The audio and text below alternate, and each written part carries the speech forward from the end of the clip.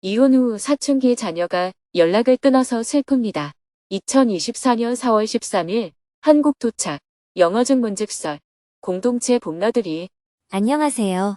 오늘은 부탄 답사 일정을 마치고 한국에서 다시 일정을 시작하는 날입니다. 스님은 어젯밤 10시 20분에 비행기를 타고 방콕 공항을 출발하여 오늘 새벽 6시에 인천 공항에 도착했습니다. 하늘 위에서 밤을 꼬박 새웠습니다.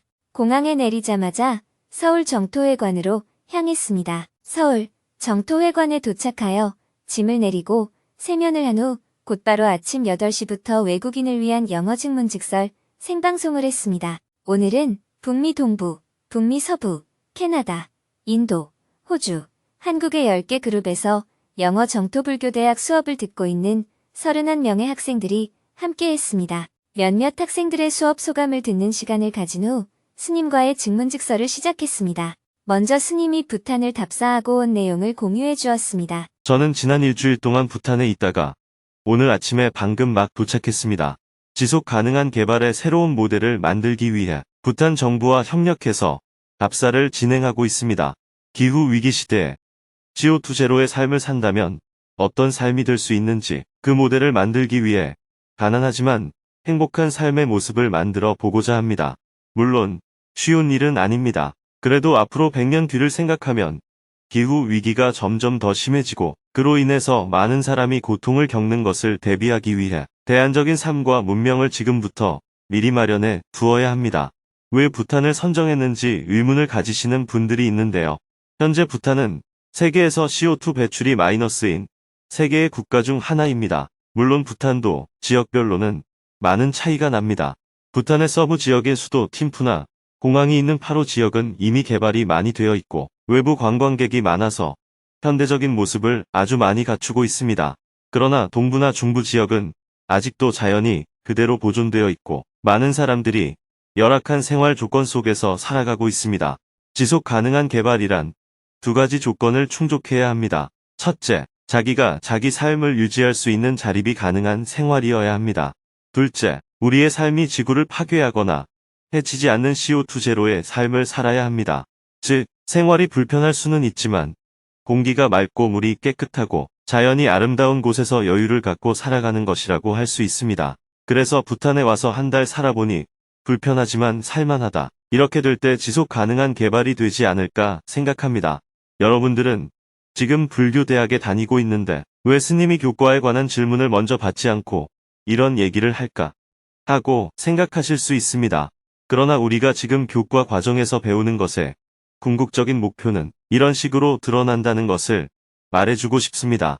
수행이란 첫째, 자기가 괴롭지 않고 행복하게 사는 것입니다. 둘째, 다른 사람에게 조금이라도 도움이 되는 삶을 사는 것입니다. 누군가에게 나를 도와달라고 하는 것이 아니라 내가 누군가에게 조금이라도 도움이 되는 삶. 이것이 수행의 목표인 보디사트바의 길입니다.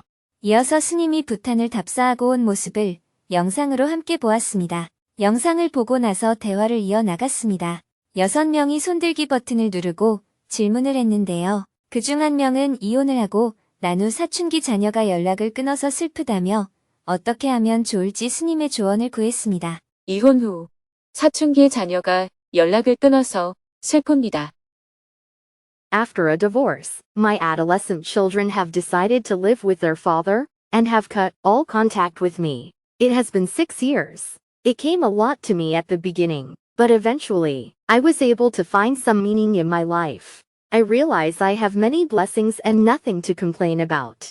But it is always sad for me not to be a part of their lives. How can I overcome this? 이혼 후 사춘기 자녀가 아버지와 함께 살기로 결정하고 저와의 연락을 모두 끊었습니다. 6년이 지났어요. 처음에는 매우 힘들었습니다. 하지만 결국 제 삶에서 의미를 찾았고 감사할 일이 많았으며 불평할 것이 없다는 것을 깨달았습니다. 그렇지만 아이들의 삶의 일부라도 함께하지 못한다는 사실이 항상 저를 슬프게 만듭니다. 이를 어떻게 극복할 수 있을까요? 부모가 아이를 위해 존재합니까? 아이가 부모를 위해 존재합니까? I think a parent exists for a child. 부모가 아이를 위해 존재합니다. 아이가 부모를 더는 필요로 하지 않는다면 부모의 역할은 끝이 납니다. Yes, it is. 네, 맞습니다. 그런데 지금 질문자는 자식이 부모를 위해 존재하기를 바라는 걸로 보입니다. I mean, I just want to be a part of their lives even if I hear the bad news about them. 저는 단지 좋든 나쁘든 아이들의 이야기를 들으며 이들의 삶의 작은 부분이라도 함께하고 싶어요. 그건 본인의 요구입니다.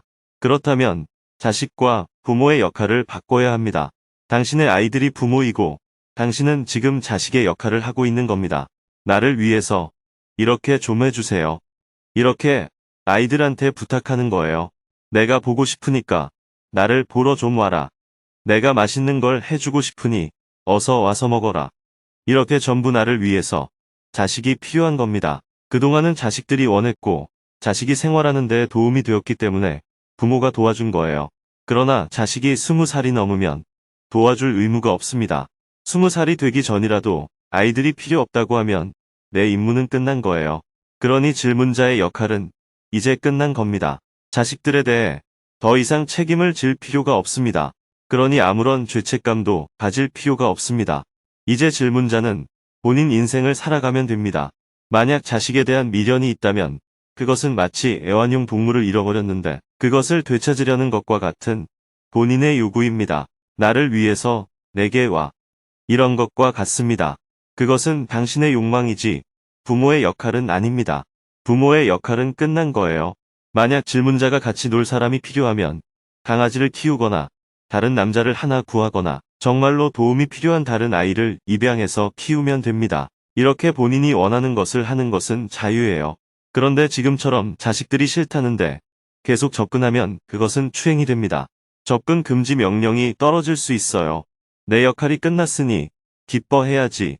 왜 슬퍼합니까? 이런 것을 집착이라고 하는 거예요. 아이는 엄마가 더 이상 질문자가 필요 없다고 하는데 질문자가 자꾸 내가 필요하지? 이러면서 자식들을 위한다는 핑계로 내 욕망을 자꾸 추구하는 것입니다. 그렇게 집착하는 것은 이해가 되지만 그것은 본인에게 고통을 주는 어리석은 행동입니다. 맛은 있지만 건강을 해치는 음식이 있다고 합시다. 그것을 먹고 싶어 하는 것이 이해는 되지만 그것을 먹는 것은 어리석은 행동인 것과 같습니다. 당신의 역할은 끝났습니다. 당신은 이제 자유롭게 당신의 인생을 살면 좋겠습니다. 자꾸 조그만 아이를 데리고 놀려고 하지 말고 큰 어른 남자를 사귀어서 행복하게 사시기를 바랍니다. Thank you, Sunim. What I struggled with most was guilt.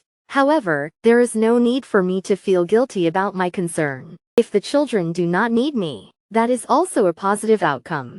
감사합니다, 스님. 저를 더 힘들게 했던 게 바로 죄책감이었습니다. 이제 죄책감을 느낄 필요가 없습니다. 아이들이 저를 필요로 하지 않는다면 그것 또한 괜찮고 좋은 일이니까요. 아이들의 결정을 존중하세요. 아무런 죄책감을 가질 필요가 없습니다. 자기 인생을 멋있게 살아가시길 바랍니다. 아이들의 결정에 대해 감사하는 마음을 내야 합니다. 섭섭하게 생각하지 말고 나를 일찍 해방시켜줘서 고맙다. 앞으로 너희가 필요할 때 연락하면 도와줄게 이런 마음을 갖는 게 필요합니다. 여처럼 끈적거리게 살지 말고 쿨하게 사세요. 쿨하게 땡큐 하고 탁 놓아버리세요. 내 아이들이 본인 나름대로 선택한 것을 믿어주어야 합니다. 내가 현명한 선택을 했구나. 이렇게 인정해주세요. 계속해서 질문들이 이어졌습니다. 모든 질문에 대해 답변을 하고 나니 9시 30분이 넘었습니다. 스님을 찾아온 손님이 기다리고 있어서 평화재단으로 향했습니다. 외국에서 찾아온 손님과 30분간 미팅을 한 후 10시 10분에 서울을 출발해 충주로 향했습니다. 오늘은 공동체 지부 활동가들과 봄나들이를 하는 날입니다. 전국이 대부분 벚꽃이 졌지만 충주는 내륙 산간 지방이어서 그런지 벚꽃이 이제야 만개를 했습니다. 서울과 문경, 두북 수련원에서 출발한 대중들은 오전 10시에 담양의 도담산봉에 도착하여 봄나들이를 시작했습니다. 도담산봉을 관람하고 점심을 먹은 후 청풍문화재 단지를 둘러보고 덕주산성으로 향했습니다. 곳곳에 벚꽃이 으드러지게 피어서 바람이 불 때마다 꽃잎이 흩날렸습니다. 스님은 오후 2시에 덕주산성에 도착하여 공동체 대중과 인사를 나누었습니다. 스님, 잘 다녀오셨습니까? 잘 지냈어요? 저는 부탄 답사를 마치고 오늘 아침에 도착했습니다. 대중은 삼배로 스님에게 인사를 했습니다. 산성이 만들어진 배경과 이와 관련된 역사 이야기를 듣고 나서 다 함께 기념사진을 찍고 다음 목적지로 이동했습니다. 걸어서 10분을 이동하자 사자 빈신사지 석탑이 나타났습니다. 이 석탑은 빈신사터에 세워져 있는 고려시대 탑으로 상층 기단부에 사자 4마리를 배치하여 탑신을 바치고 있는 특이한 모습을 하고 있었습니다. 네모서리에 한 마리씩 배치한 사자는 사방을 경계하듯 다른 방향을 바라보고 4마리의 사자상 한가운데 비로자나불상을 모셔두었습니다. 당시 거란족이 빈번히 고려를 침입하였기에 이 탑은 불력으로 거란족의 침탈을 막아 태평민안을 기원하고자 세운 것으로 학자들은 추측하고 있다고 합니다. 자세한 설명을 들은 후 다 함께 기념사진을 찍고 다시 차에 올라탔습니다. 차로 15분을 달려 충주 미륵대원지에 도착했습니다. 다 함께 석조열의 입상을 향해 발걸음을 옮겼습니다. 거대한 돌을 이용해 석굴을 쌓은 후 불상을 모신 곳인데 방식은 다르지만 석굴암과 비슷한 형태를 하고 있었습니다. 위에 목조 건물이 있었던 자취가 있으나 지금은 남아있지 않았습니다. 스님과 공동체 대중들은 불상을 참배한 후 이곳에서 국난 위기 극복을 염원했던 선조들의 마음을 새기며 잠시 명상을 했습니다. 명상을 마친 후 스님이 이곳 유적지에 얽힌 역사를 설명해 주었습니다. 옛날 사람들은 현실이 너무 괴로워서 이상세계를 추구했는데 그 세계를 정토라고 합니다. 그런데 살아서는 이상세계를 이룰 가능성이 없기 때문에 이 생에서는 괴롭게 살더라도 다음 생에는 영원히 행복하게 살고 싶다고 해서 사후세계를 꿈꿨습니다. 당시 사회는 계급차별과 성차별이 심한 사회였기 때문에 평등이 보장된다는 것은 상상도 할 수 없었습니다. 그래서 사후세계인 다음 생에는 부처님의 나라인 불국정토에 태어나 살고 싶어 했습니다. 불국정토의 대표적인 곳이 서방정토 극락세계입니다. 서방정토 극락세계로 인도하는 분이 관세음 보살입니다. 그래서 정토 신앙과 관음 신앙이 생겨나게 되었습니다. 이런 신앙은 소극적인 삶의 자세라고 할 수 있는데 이와 달리 적극적인 삶의 자세를 가진 신앙도 있었습니다. 죽어서 다음 생에 좋은 세상에 태어나는 것보다도 내가 사는 이 세상이 정토가 됐으면 좋겠다는 신앙입니다. 즉, 내가 부처님이 계시는 저 세상으로 가는 게 아니라 부처님이 이 세상에 오셔서 우리가 사는 이 세상을 정토로 만들어줬으면 좋겠다는 신앙이 생겨나게 됐습니다.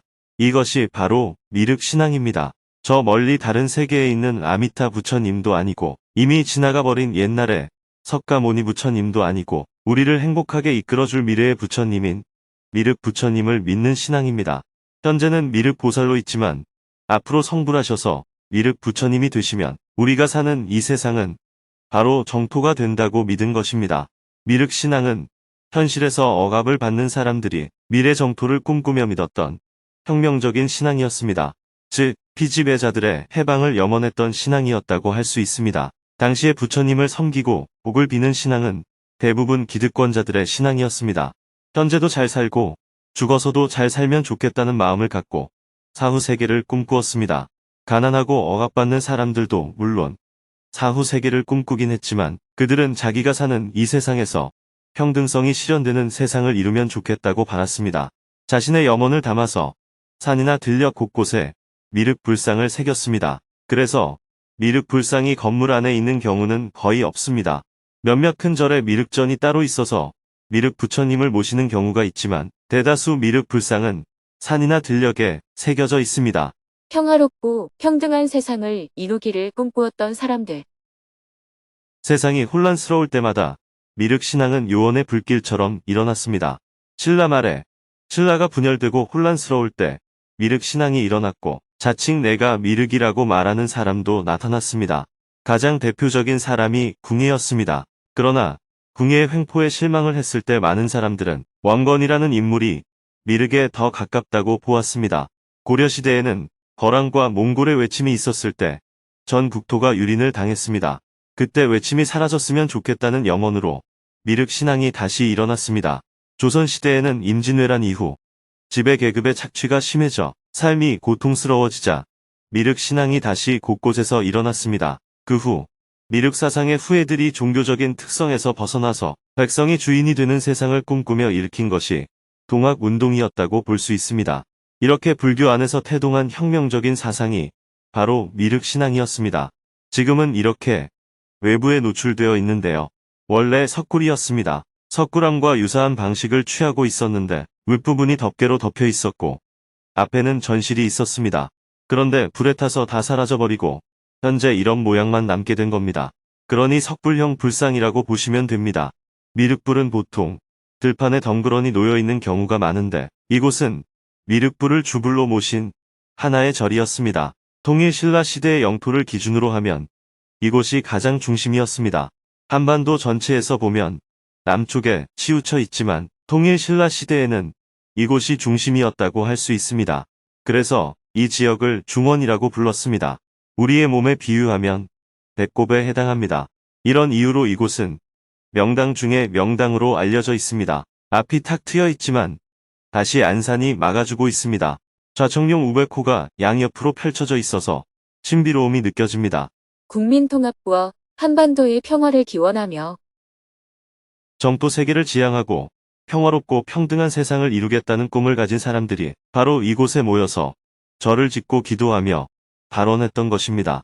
우리 선조들의 간절한 꿈은 동학농민혁명 사상으로 3.1 독립운동으로 그리고 4.19 혁명으로 면면이 이어져 왔습니다.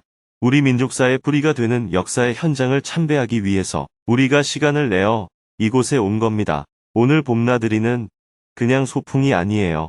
한반도에 다시는 전쟁이 일어나지 않도록 평화를 지키고 나라가 사분오열되는 것을 막아 우리나라의 지속적인 발전을 도모하자는 원을 세우기 위해서 우리가 이곳에 왔습니다.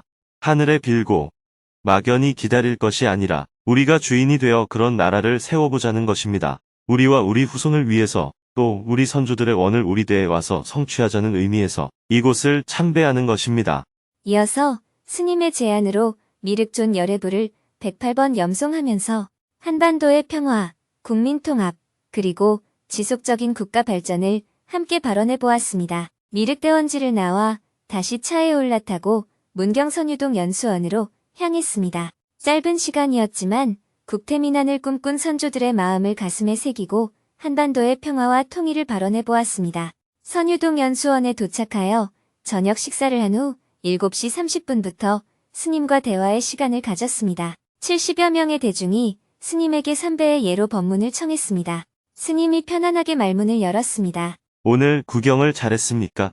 네, 경주에 갔으면 벚꽃도 지고 진달래도 져서 봄이 지나간 것처럼 느껴졌을 텐데 이곳은 소백산 산간 지방이어서 그런지 벚꽃도 한창이고 여러 가지 꽃들도 많이 피어 있었습니다. 저도 함께 한국의 봄을 느낄 수 있어서 좋았습니다. 이어서 이번에 새로 법사 수계를 받은 분들을 소개하는 시간을 가졌습니다. 한 분씩 법사가 된 소감을 말한 후 모두 큰 박수로 축하의 마음을 전했습니다. 다음은 부탄에서 20일 동안 주거 환경 개선 사업을 하고 오늘 아침에 귀국한 4명의 활동가들이 앞에 나와 다녀온 소감을 이야기하는 시간을 가졌습니다. 한 명씩 무엇을 느꼈는지 소감을 이야기했습니다. 저는 오늘 한국에 도착하니까 눈물이 났어요. 차를 타고 오면서 창밖을 보는데 도로가 잘 만들어져 있고 곳곳이 많은 사람들의 노고로 정비가 잘 되어 있는 모습을 보니까 선조들한테 정말 감사한 마음이 들었어요. 스님께서 첫발을 내디디셨고 이제는 우리가 함께 만들어가야 하는 것이 부탄 지속가능한 개발 프로젝트인 것 같아요. 제가 그 일원이 된 것이 참 뿌듯했습니다. 짧은 시간이었지만 마을 주민들이 변화해 나가는 모습을 보는 것이 정말 감동이었습니다. 신나게 놀 수 있는 일감이 주어져서 감사했습니다. 부탄 사람들을 도와주러 온 것이 아니라 부탄 사람들이 스스로 자립할 수 있게 동기부여를 해주려고 왔다는 스님의 말씀이 정말 감동적이었습니다. 각자 역할은 달랐지만 짧은 시간에 많은 것을 배울 수 있었습니다. 고생한 도반들을 위해 큰 박수로 격려의 마음을 전했습니다. 이어서 궁금한 점을 묻거나 사업에 대한 제안을 자유롭게 하는 시간을 가졌습니다. 미리 서면으로 신청한 질문이 2개였습니다. 사전에 신청한 질문에 대해 답변을 한 후 즉석에서 자유롭게 질문을 받았습니다. 스님과 몇몇 활동가들이 부탄을 답사하고 왔기 때문에 JTS 사업과 부탄 사업에 대한 질문들이 많았습니다. 그중 한 명은 부탄 사람들도 물질적 풍요를 누리고 싶은 욕구가 있어 보이는데 지속 가능한 개발을 하려면 어떤 관점을 가져야 하는지 질문했습니다. 부탄 사람들도 물질적 풍요를 누리고 싶지 않을까요? 저는 스님께서 하고 계신 부탄에서의 지속 가능한 개발 사업을 보고 듣고 가슴이 뛰고 기대가 됩니다. 부탄을 답사하고 온 모습을 영상으로 보니까 돈이 행복의 전부가 아니라는 법문을 주민들에게 하신 후에 주민들에게 무엇이 필요한지 물어보니까 주는 것은 다 받고 싶습니다. 하고 대답하는 모습이 인상적이었어요. 학교에 다니는 아이들은 스마트 TV가 필요하다고 요청하는 모습을 보니까 부탄 사람들도 물질적 풍요로움을 누리고 싶은 바람이 있지 아닐까 하는 생각이 들었습니다. 저 역시 갖지 못한 것에 대한 껄떡거림이 아직 남아 있습니다. 그런 점에서 부탄 사람들도 풍요로운 삶이나 본인들이 아직 가지지 못한 것에 대한 기대가 있지 않을까 싶습니다. 지속 가능한 개발을 하려면 이런 점을 어떻게 바라봐야 할까요? 부탄 사람들도 그런 욕망이 있습니다. 그러나 지속 가능한 개발을 위한 지원 원칙은 기본적인 생활에 대한 부분은 지원을 하지만 욕망을 충족시키고자 하는 부분은 지원을 하지 않는다는 것입니다. 현지 사람들이 그렇게 살고 싶어서 그런 삶을 쫓는 것은 그들의 자유니까 각자가 선택하면 됩니다. 그런데 우리가 그런 부분을 지원하지는 않습니다. 그래서 현지 답사를 할 때도 그들의 요구를 들어보고 기본적인 삶을 영위하기 위해 필요한 부분이라면 지원을 하고 그걸 넘어서는 문제는 본인에게 맡깁니다. 그게 좋아서 하는 건 그들의 문제니까 거기에 대해서는 하라, 하지 말라고 말할 필요가 없습니다.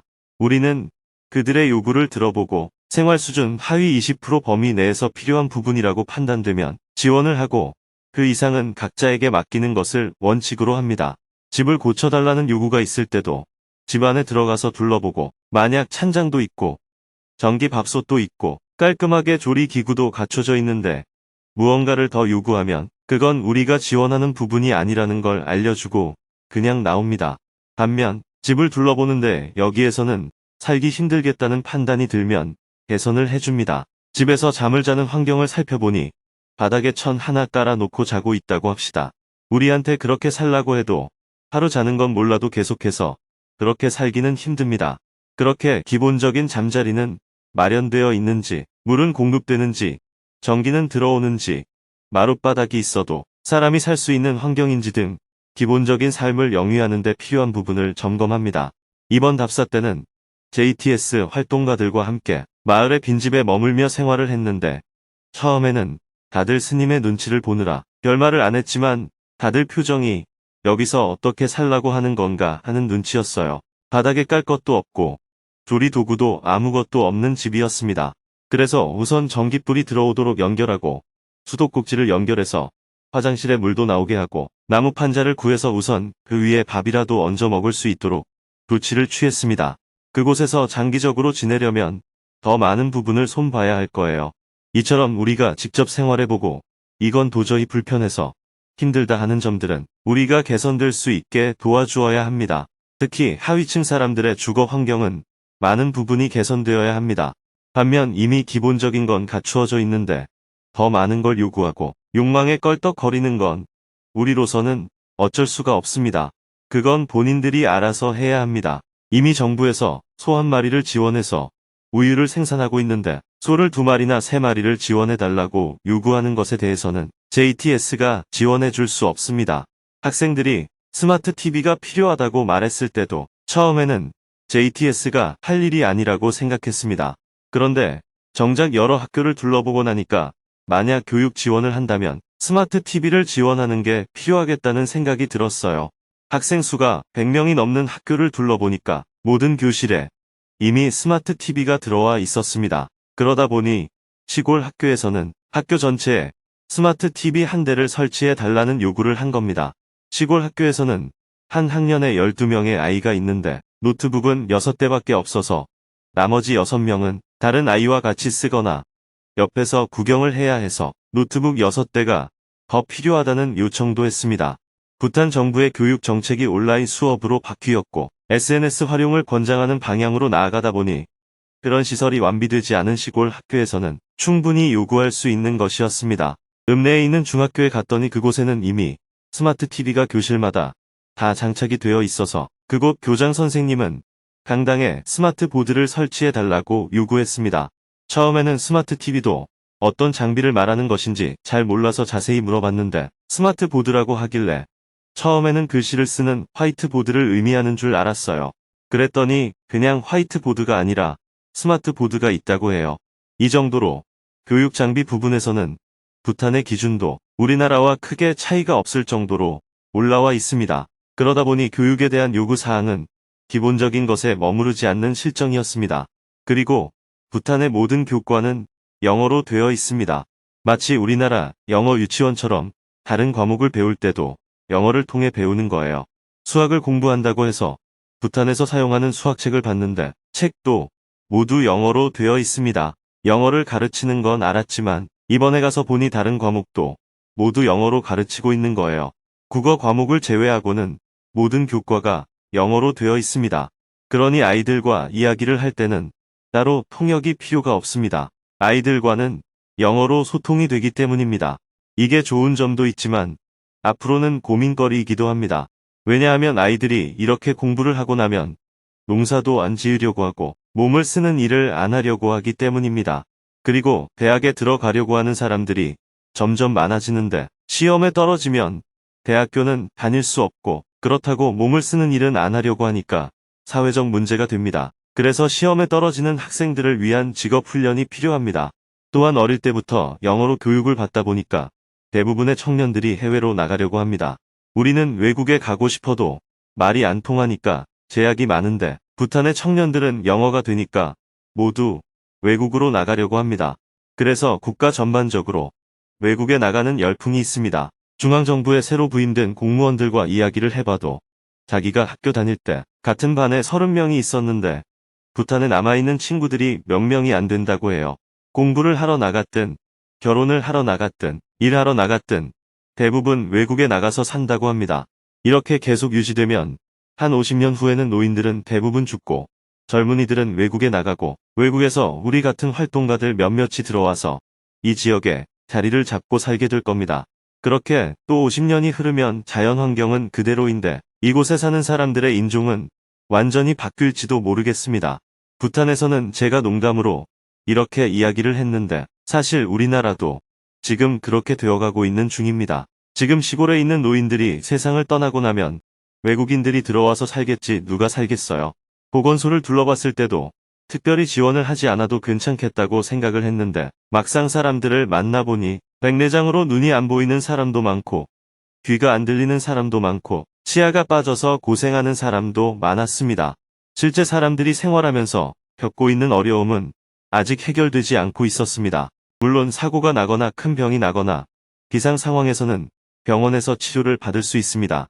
부탄 내에서 고치지 못하면 헬커타까지 이송해서 치료를 받는 비용까지 모두 정부가 지원하고 있습니다. 대신 실생활 속에서 사람들의 어려움을 해결해 주지 못해 사각지대가 많은 상황입니다. JTS는 이런 부분에 관심을 기울이면서 활동을 이어나갈 계획입니다. 농수로를 보수해달라는 요청도 많았습니다. 우선 있는 시설을 고쳐서 쓰면 되는데 자연에 노출되어 있는 농수로는 낙엽이 끼면 물이 안 내려가서 봄마다 청소를 해줘야 하고 또 망가지면 수리해서 사용해야 하니까 주민들이 PVC 파이프로 교체해달라는 요구를 하고 있습니다. 대형 PVC 파이프를 설치하면 아무래도 영구적이니까 편리한 점이 있는데 대신 환경 문제 부분에서 적합한 선택지가 아니라서 확답을 주지 않았습니다. 시멘트도 이산화탄소를 발생시키지만 PVC는 염화 비닐이라는 발암 물질을 원료로 사용합니다. 우리가 환경운동을 하기 위해 부탄에 갔는데 PVC를 설치하는 것이 우리의 활동 방향과 맞는지 살펴봐야 합니다. 식수로는 오염을 시키지 않기 위해 어쩔 수 없이 PVC를 사용할 수밖에 없는데 농수로는 굳이 그렇게 하지 않아도 됩니다. 이처럼 우리가 하고자 하는 것이 환경을 고려한 지속 가능한 개발이기 때문에 아직 고민할 부분이 많습니다. 그냥 그들의 삶을 개선시킨다는 것만 생각하면 간단하지만 그렇게 되면 그건 그냥 개발 구호이지 지속 가능한 개발이 아닙니다. 우리가 하고자 하는 건 지속 가능한 개발이기 때문에 이렇게 작은 부분까지도 고단한 점검이 필요합니다. 그래서 현지 사람들이 이걸 고쳐달라, 저걸 어떻게 해달라 하고 요청을 하면 아주 작은 것도 직접 가서 점검해 봐야 합니다. 그것이 정말 주민들에게 필요한 사항인지 살피고 또 필요한 요구 사항이라고 하더라도 지속 가능한 개발이라는 우리의 원칙에 부합하는지도 검토를 해봐야 합니다. 부탄 사람들도 우리가 지원을 하고자 한다고 하니까 이것저것 요구 사항을 내놓았는데 막상 우리의 이야기를 들어보니까 그들 입장에서도 간단한 문제가 아닙니다. 우리는 우선 부탄이 가지고 있는 자원을 아껴서 쓰고 마을에 지원을 하더라도 주민과 같이 협력해서 마을을 만들어 나가야 하고 환경적인 부분도 고려해야 하고 이러한 조건이 갖춰지면 얼마든지 지원을 하겠다는 입장입니다. 그러니 이것은 돈의 문제라기보다는 우리가 추구하고자 하는 방향과 조건이 갖춰지느냐의 문제입니다. 그래서 부탄 사람들도 앞서 여러 가지 요구 사항을 제시했다가 우리의 입장을 듣고 나서는 재고를 해야 하는 상황이 되었습니다. 요구 사항을 말할 때마다 우리가 지원을 할 수 있지만 당신 마을인데 당신들은 무엇을 할 것인가 하고 물어보니까 꼭 필요한 게 아니면 무작정 요구하기가 어렵습니다. 서로 이야기를 통해 풀어나가야 하는 거죠. 부탄 공무원들의 이야기를 들어보면 부탄은 지난 60여 년간 외부 지원이 많이 들어와서 지금까지는 개발 사업만 해온 상황입니다. 그러다 보니 공동체가 해체되고 사람들이 도시로 많이 빠져나가는 현상이 이어져 왔습니다. 이런 상황이다 보니 우리가 제안하는 지속 가능한 개발을 잘 이해하지 못하는 사람들도 있었습니다. 하지만 그 중에는 부탄도 원래 그렇게 하려고 했는데 기존의 방향을 까마득히 잊어버리고 무조건 좋은 것으로 바꾸는 것만 생각했다 하고 반성하는 사람들도 있습니다. 이제 앞으로 어떻게 될지는 조금 더 두고 봐야 합니다. 부탄 곳곳을 다 점검하기는 현실적으로 어려우니 우리의 역할은 원칙을 갖고 샘플을 만드는 것입니다. 그 원칙과 샘플을 기준으로 삼아서 다른 곳에 확장시키는 것은 부탄 사람들이 해야 할 몫입니다. 부탄에서 하고 있는 지속 가능한 개발 사업은 이런 방향을 갖고 진행해 나갈 계획입니다. 계속해서 질문들이 이어졌습니다. 대화를 마치고 나니 밤 9시 30분이 되었습니다. 하루 종일 걷고 대화를 나누었더니 피곤함이 몰려왔습니다. 모두 졸린 눈을 비비며 잠자리에 들었습니다. 내일은 공동체 대중들은 법주사를 순례한 후 봄나들이를 마무리하고 저녁에는 서울 정토사회문화회관에서 해외에서 정토회를 개척했던 초창기 활동가들이 한국을 방문하여 대화의 시간을 가질 예정입니다.